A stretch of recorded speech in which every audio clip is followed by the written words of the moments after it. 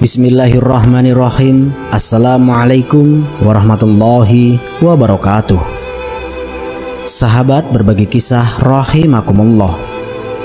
Di kesempatan kali ini saya akan berbagi kisah tentang kisah penciptaan Nur Muhammad.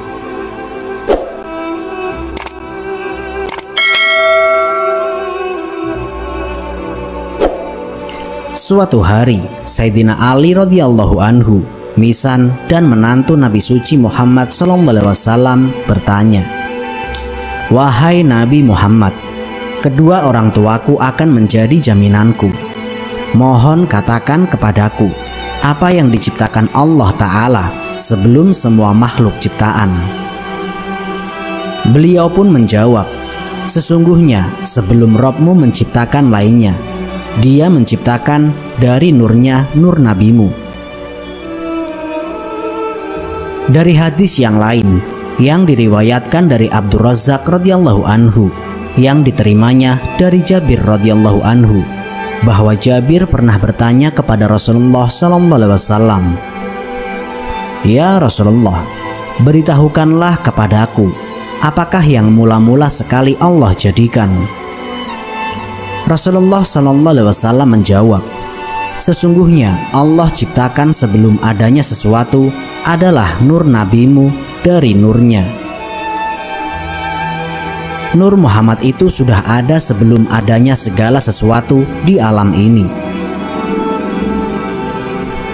Nur Muhammad dianugerahi 7 lautan: lautan ilmu, lautan latif, lautan pikir, lautan sabar, lautan akal, lautan rahman, dan lautan cahaya. Dia kemudian membagi nur ini menjadi 4 bagian. Dari bagian pertama, dia menciptakan pena. Dari bagian kedua, lauhal mahfud. Dari bagian ketiga, arsy. Kini telah diketahui bahwa ketika Allah Ta'ala menciptakan lauhal mahfud dan pena, pada pena itu terdapat 100 simpul. Jarak antara kedua simpul adalah sejauh 2 tahun perjalanan. Allah Ta'ala kemudian memerintahkan pena untuk menulis, dan pena bertanya, "Ya Allah, apa yang harus saya tulis?" Allah Ta'ala berfirman, "Tulislah, La ilaha illallah Muhammadar Rasulullah." Atas itu pena berseru, "Oh, betapa sebuah nama yang indah, agung Muhammad itu, bahwa dia disebut bersama asmamu yang suci, ya Allah." Allah Ta'ala kemudian berfirman, "Wahai pena, jagalah kelakuanmu. Nama ini adalah nama kekasihku. Dari nurnya aku menciptakan arsy dan pena dan lauhal mahfud. Kamu juga diciptakan dari nurnya. Jika bukan karena dia, aku tidak akan menciptakan apapun." Ketika Allah Ta'ala telah mengatakan kalimat tersebut, pena itu terbelah 2 karena takutnya kepada Allah, dan tempat dari mana kata-katanya tadi keluar menjadi tertutup atau terhalang. Sehingga sampai dengan hari ini, ujungnya tetap terbelah 2 dan tersumbat, sehingga dia tidak menulis, sebagai tanda dari rahasia ilahiyah yang agung. Kemudian Allah Ta'ala memerintahkan pena untuk menulis. "Apa yang harus saya tulis ya Allah?" Pena pun bertanya. Kemudian Rabb Al-Amin berkata, "Tulislah semua yang akan terjadi sampai hari pengadilan."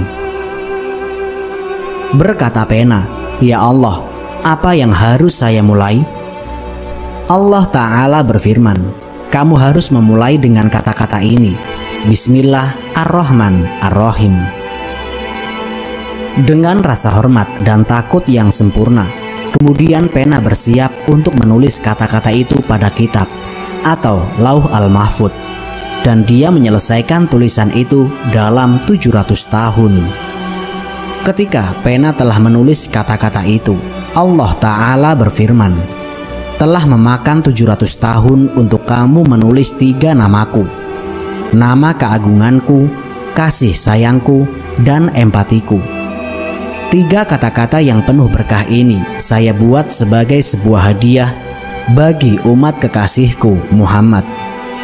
Dengan keagunganku, aku berjanji bahwa bila mana abdi manapun dari umat ini menyebutkan kata bismillah dengan niat yang murni, aku akan menulis 700 tahun pahala yang tak terhitung untuk abdi tadi, dan 700 tahun dosa akan aku hapuskan.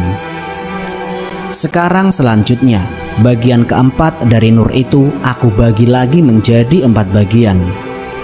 Dari bagian pertama, aku ciptakan malaikat penyangga singgasana atau hamalat al-arsy. Dari bagian kedua, aku telah ciptakan kursi, majlis ilahiyah atau langit atas yang menyangga singgasana ilahiyah arsy.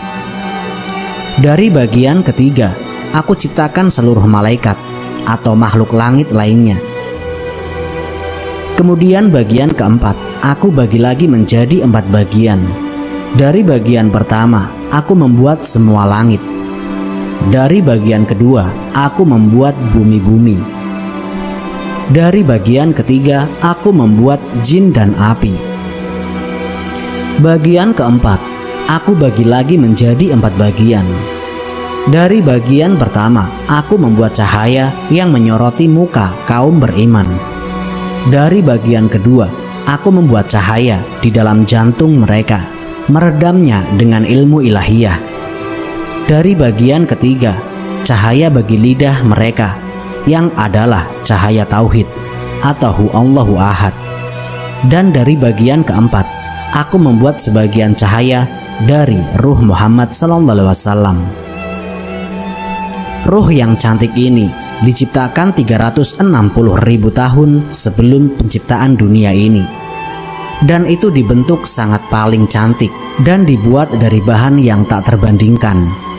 Kepalanya dibuat dari petunjuk, lehernya dibuat dari kerendahan hati, matanya dari kesederhanaan dan kejujuran, dahinya dari kedekatan kepada Allah, mulutnya dari kesabaran, lidahnya dari kesungguhan, pipinya dari cinta dan kehati-hatian, perutnya dari tirakat terhadap makanan dan hal-hal keduniaan, kaki dan lututnya dari mengikuti jalan lurus, dan jantungnya yang mulia dipenuhi dengan Rahman.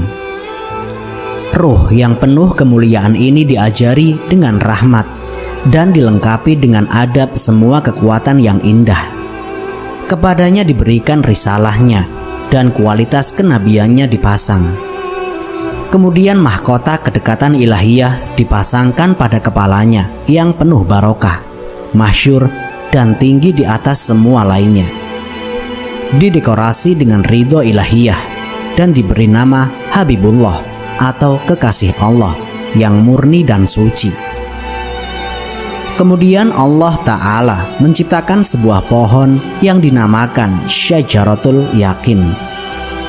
Tangkainya berjumlah 4. Kemudian diletakkanlah Nur Muhammad pada pohon tersebut. Namun kehadiran Nur Muhammad itu membuat pohon bergetar hebat hingga berubah menjadi permata putih. Sedangkan Nur Muhammad memuji bertasbih kehadirat Allah Ta'ala 70.000 tahun lamanya. Pada permata tersebut, Nur Muhammad mencoba bercermin. Wajahnya begitu indah dilihat. Bentuknya seperti burung merak dan pakaiannya demikian indah, dihiasi dengan berbagai perhiasan. Kemudian ia bersujud 5 kali. Allah Subhanahu wa Ta'ala melihatnya, membuat Nur tersebut merasa malu dan takut. Lalu keluar keringat dari kepalanya. Dari keringat tersebut Allah Ta'ala menciptakan nyawa malaikat. Dari keringat wajahnya diciptakanlah nyawa arsy, matahari, bulan, bintang, dan apa-apa yang ada di langit. Keringat dadanya menjadi bahan untuk menciptakan nyawa para rasul, nabi, wali, ulama, dan orang-orang saleh.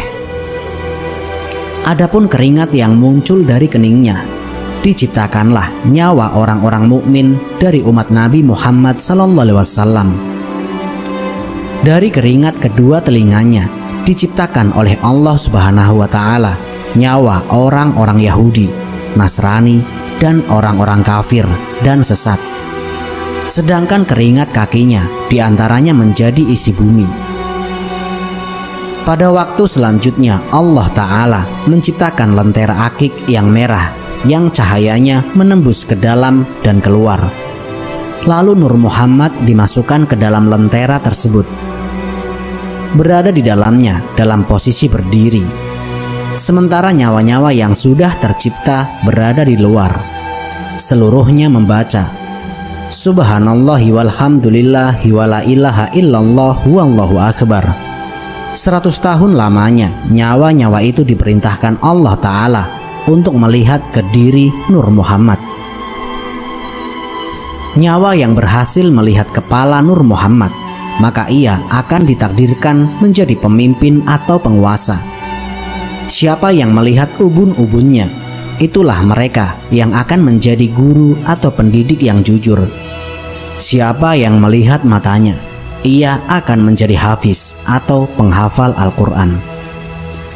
Mereka yang memandang telinganya akan menjadi mereka yang menerima peringatan dan nasihat. Adapun yang bisa melihat hidungnya, mereka itu akan menjadi ahli bicara atau dokter. Sedangkan mereka, nyawa-nyawa yang berhasil melihat bibir Nur Muhammad, ia akan ditakdirkan menjadi seorang menteri. Nyawa yang melihat bagian giginya, maka wajahnya kelak akan cantik rupawan. Ia yang bisa melihat lidahnya akan jadilah utusan atau duta raja-raja. Apabila yang dilihatnya lehernya, ditakdirkanlah menjadi orang berdagang atau usahawan. Apabila tengguk yang bisa dilihatnya, akan jadilah seorang tentara. Mereka yang berhasil melihat kedua lengan tangannya, maka akan jadi perwira. Jika sikut kanannya yang dilihat, Allah Ta'ala akan menjadikan dirinya berkehidupan dalam dunia tekstil. Sedangkan kalau sikut kirinya, ia akan menjadikan orang yang pernah membunuh. Serta jika dadanya yang berhasil dilihat, maka ia akan menjadi ulama yang disegani. Bila bagian belakang, ia akan ditakdirkan menjadi para ahli sosial kemasyarakatan.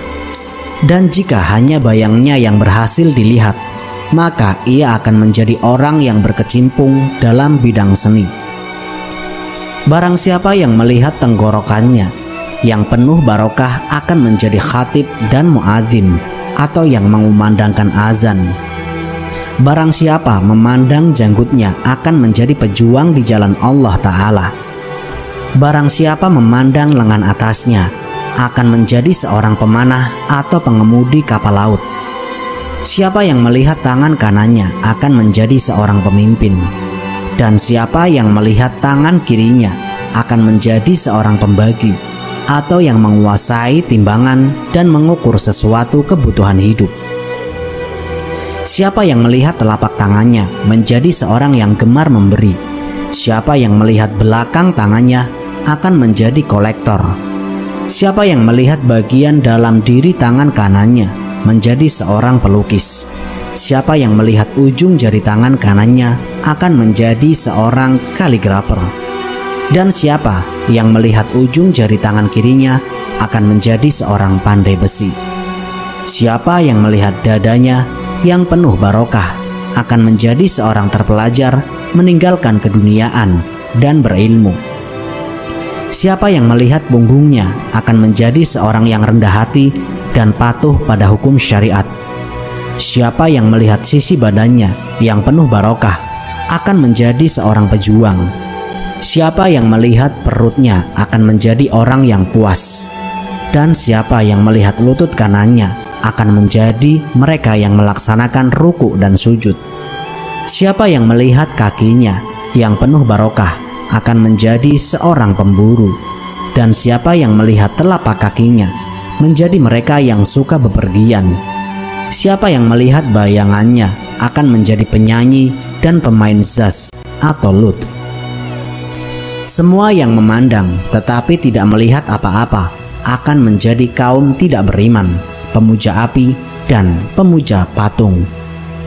Mereka yang tidak memandang sama sekali akan menjadi mereka yang akan menyatakan bahwa dirinya adalah Tuhan, seperti Namrud, Fir'aun, dan sejenisnya. Kini semua roh itu diatur dalam 4 baris. Di baris pertama berdiri ruh para nabi dan rasul alaihissalam. Di baris kedua ditempatkan ruh para orang suci dan para sahabat. Di baris ketiga berdiri ruh kaum beriman, laki-laki dan perempuan. Di baris keempat berdiri ruh kaum tidak beriman. Semua ruh ini tetap berada dalam dunia ruh di hadirat Allah Subhanahu wa Ta'ala sampai waktu mereka tiba untuk dikirim ke dunia fisik. Tidak seorang pun tahu kecuali Allah Ta'ala yang tahu berapa selang waktu dari waktu diciptakannya ruh penuh barokah Nabi Muhammad sampai diturunkannya dia dari dunia ruh ke bentuk fisiknya itu. Diceritakan bahwa Nabi suci Muhammad SAW bertanya kepada malaikat Jibril, "Berapa lama sejak engkau diciptakan?" Malaikat itu menjawab, "Ya Rasulullah, saya tidak tahu jumlah tahunnya. Yang saya tahu, dari 70.000 tahun seberkas cahaya gilang gemilang menyorot keluar dari belakang kubah singgasana ilahiyah. Sejak waktu saya diciptakan, cahaya ini muncul 12.000 kali. Apakah engkau tahu apakah cahaya itu?" bertanya Nabi Muhammad SAW kepada malaikat Jibril. Malaikat Jibril menjawab, "Tidak, saya tidak tahu." "Itulah nur ruhku dalam dunia ruh," jawab Nabi suci Muhammad SAW. Pertimbangkan kemudian berapa besar jumlah itu jika 70.000 dikalikan 12.000. Beberapa kalangan dalam umat Islam mempersoalkan konsep Nur Muhammad atau cahaya Muhammad atau Ruh Muhammad sebagai suatu konsep yang tidak memiliki dasar dalam akidah Islam. Padahal berdasarkan data-data yang kuat, konsep Nur Muhammad adalah suatu konsep akidah Ahlus Sunnah wal Jamaah yang diterima dan diakui oleh ijma atau konsensus ulama ilmu kalam dan ulama tasawuf dalam kurun waktu yang panjang, sebagai suatu konsep yang memiliki sumber dalilnya dari Quran dan hadis Nabi Muhammad SAW. Konsep akidah Nur Muhammad SAW menyatakan antara lain bahwa cahaya atau ruh dari Nabi besar Muhammad SAW adalah makhluk pertama yang diciptakan Sang Khalik, Allah Subhanahu wa Ta'ala, yang kemudian darinya Dia Subhanahu wa Ta'ala menciptakan makhluk-makhluk lainnya. Allah Ta'ala menyebut Rasulullah SAW sebagai nur atau cahaya, atau sebagai sirojan muniron, atau makna literal lampu yang bercahaya. Wallahu a'lam bishawab. Semoga kisah ini dapat memberikan manfaat bagi kita semua. Jika kalian suka dengan channel ini, silahkan klik tombol subscribe untuk mendukung berbagi kisah sebagai salah satu channel yang memberikan informasi kisah-kisah Nabi dan sejarah Islam yang dapat kita teladani sebagai umat muslim.